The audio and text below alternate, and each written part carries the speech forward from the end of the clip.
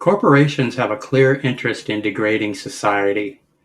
They need a population who can't resist a sales pitch or control their own government. We've already talked about the newscaster's role in this, but we shouldn't overlook the entertainment media's contribution. Their job, as we'll soon see, is filling the public square with base values and ignorance.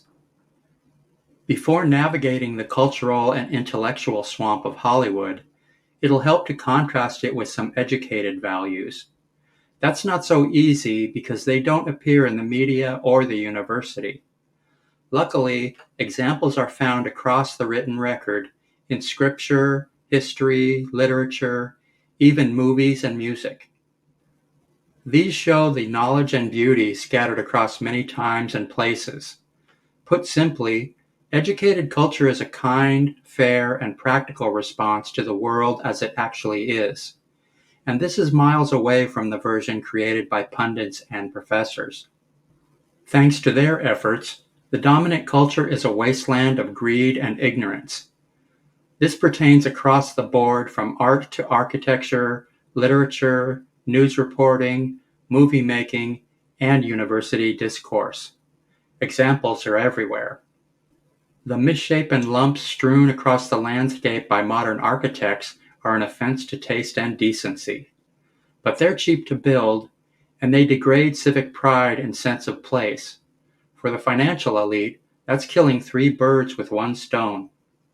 Art styles forced into the public square by corporate finance include modernism, abstract expressionism, Dadaism, and Dingbatism. They're all mindless. They leave some people scarred for life. The lyrics in pop music often don't make sense. When they do, they're either hopelessly stupid or obsessed with genitalia or both. TV is especially brainless. Today on Friends, in a race against the clock, Ross tries to get the gang dressed and ready for a black tie event at the museum. Of course, there's an endless supply of this empty air. After 70 years of it, the public are in a state of dumbfounded stupefaction. The film industry is a mixed bag. They have the best videotechs this side of Bollywood. They used to have the best writers. That was before wokeism was forced into the business by global finance. But the movie catalog is still available, and classic films are totally entertaining. They can be funny or frightening, exciting, emotionally moving, or everything all at once. I've said it before and I'll say it again. When Hollywood is on their game, they do the best work in the known universe. Who can say what goes on in the unknown universe? But that's the technical side. The content is another story. From day one of the industry, film content has been shallower than a puddle. Stories are designed for the lowest common denominator, always. Civilized narratives and educated characters are simply not allowed. It took 80 years to make a movie about Harriet Tubman. It took 3 minutes to produce Gone with the Wind, the sugar-coated version of the Confederacy. Given elite hatred for Christianity and wokeism's contempt for the white devil, it'll take forever to make a film about the abolitionists. This is sad because we can only imagine those stories, filled with intrigue, adventure, and nobility of character. And this is only one example of the social movements and historical figures that would make excellent films. But again, high culture isn't allowed anywhere near the corporate domain. Trashing history is one side of the coin. Trashing literature is the other. Recent examples include the Lord of the Rings movies. Of course, Peter Jackson is an experienced director, so the vulgarity model is part of his DNA. He does the job so well that the public don't notice the difference. His version replaces the natural beauty and civilized values of the trilogy with the usual counterfeits. These include chaotic war, mindless spectacle, modern art, and hick values. These are marked by the extreme selfishness of those with no regard for other people, other species, or the environment. They're found from top to bottom in society. Also known as freedom without responsibility, this is the defining model of corporate product, from TV to college classroom to film studio. The actual source material is one of the greatest works of literature for several reasons. The story has noble characters, educated values, and free and rational societies. There's also the profound beauty in the natural world, in works of craft, and in creations of magic. The Land of Dale has pools and fountains. The Lonely Mountain features towers, terraces, and streets of many-colored stones. There are the Rainbow Falls of Henneth-a-Nun, engineered by the workmen of Gondor, and the glittering caves of Algarond, created by the men of Rohan and upgraded by the dwarves of Erebor. Minas Tirith is also rebuilt by the dwarves, with streets of white marble and gates of steel and silver. In the Shire, the wildlands stand next to farms, gardens, and charming villages. In Lothlorien, Galadriel uses the Elven Ring to create a woodland of silver and gold. All of this is light years away from history, modern society, and Jackson's crude interpretation. Humans have trashed the natural world from the get-go. Modern elites help out with polluting industry and cheap and tasteless construction. And in the films, the beautiful scenery is replaced by the New Zealand landscape and modern art. Yikes. That brings us to the social values. In the books, people and societies are kind-hearted, fair-minded, and free. Different ethnicities clash occasionally, but they usually get along okay. Forgiveness makes a frequent appearance. Gandalf forgives, so does Sam, Frodo, and many others. Because this is a central element of Western culture, it's rarely found in corporate publishing. It's an alien concept for Hollywood screenwriters. It's an abomination for the woke brigade. They don't even accept apologies from liberal allies. Nobility of character takes many forms. Leaders wield power for the good of society, and this is the exact opposite of the oligarchs of history, not to mention the rapacious plutocracy now in control. After winning the Battle of the Hornburg, the Rohirrim send the Dunlendings back to their own land, free and without the demands of tribute of real-world conquerors. In the Great Battle, Eowyn destroys the captain of the Dark Host, and this could be one of the greatest scenes in literature. It's a moving portrayal of a woman's beauty, courage, and skill. It's totally unlike the one-dimensional caricatures of woke drama.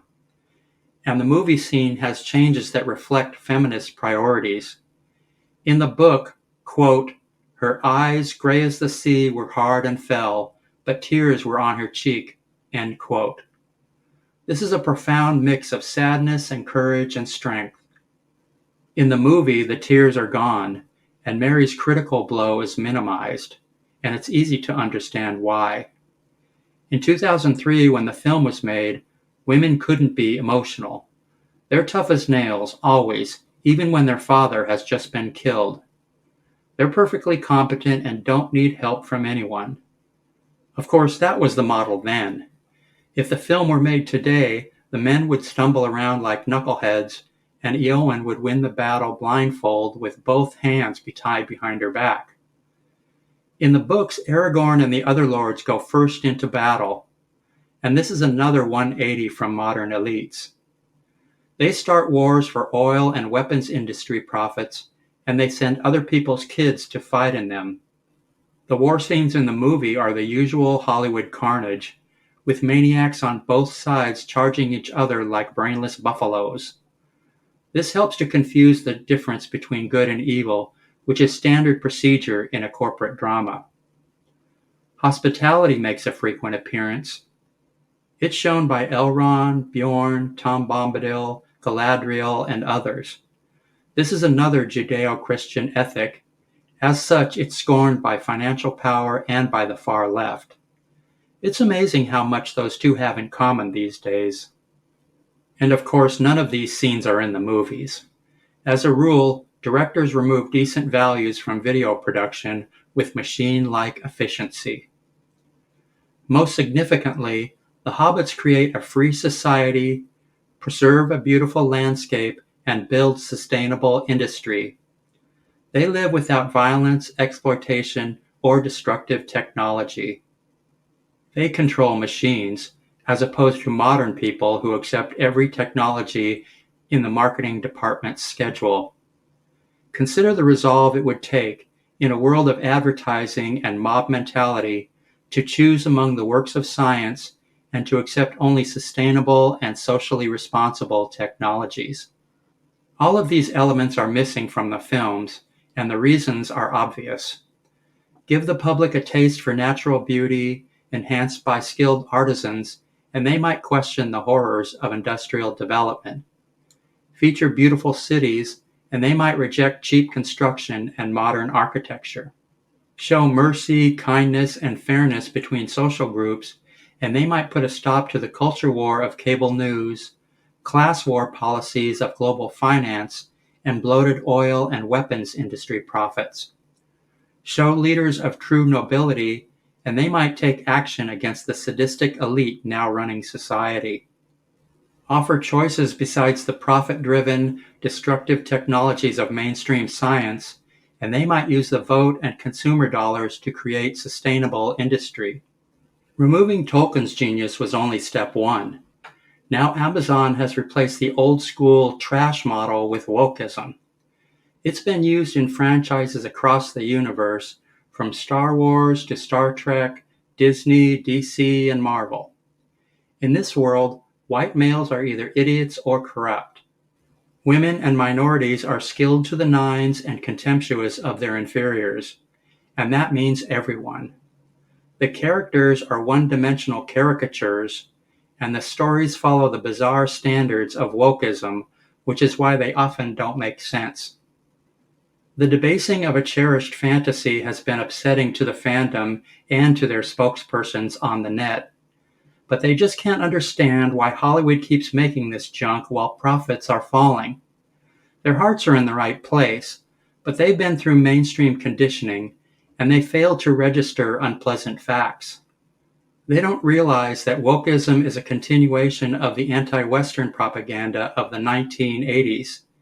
And the financial hit that Hollywood is taking is collateral damage in the more important project of sabotaging American culture.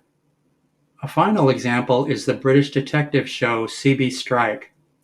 It also has plenty of high culture, and this is nicely understated. Unlike the woke army in Hollywood, the author doesn't need to hit you over the head. The characters mention fair play in passing, a subject Americans wouldn't touch with a 10-foot pole. They do pro bono work and feed the homeless when necessary, but they don't have criminals and mental patients filling the streets with crime and garbage. Minorities are included, and these are good characters with strengths and weaknesses and interesting quirks. They point out hypocrisy when it's there. They even talk about social issues. Yes, Virginia, this is adult conversation. And it's no surprise that it comes from the UK. Actually, there are two reasons. Americans don't want to see anything that shines a light on their selfishness and ignorance, and corporate media don't allow liberal common sense and decency in their airspace. Hollywood's warping of taste and values, history, and literature didn't start with wokeism. That's just its current iteration. In both the trash and woke models, everything has to be dragged down to the level of base ignorance. This is very sad. Corrupting the news media and university is not bad enough. We also need the film industry dumping trash values into the public square. In response, I'm launching a one-man boycott. Hollywood shall fear my righteous anger and tremble like a bunny rabbit surrounded by jaguars. On the bright side, a backlash against wokeism is happening on the net. But even if it succeeds, it won't make a dent in the previous trash model. That's been standard procedure in Hollywood from day one, and the public have no idea that it's even there. And it'll go merrily along without anyone noticing. In all of this, one thing is paramount. The low-mass culture filling the public square has a purpose. That is to confuse and demoralize the population so that we're easier to exploit by global interests.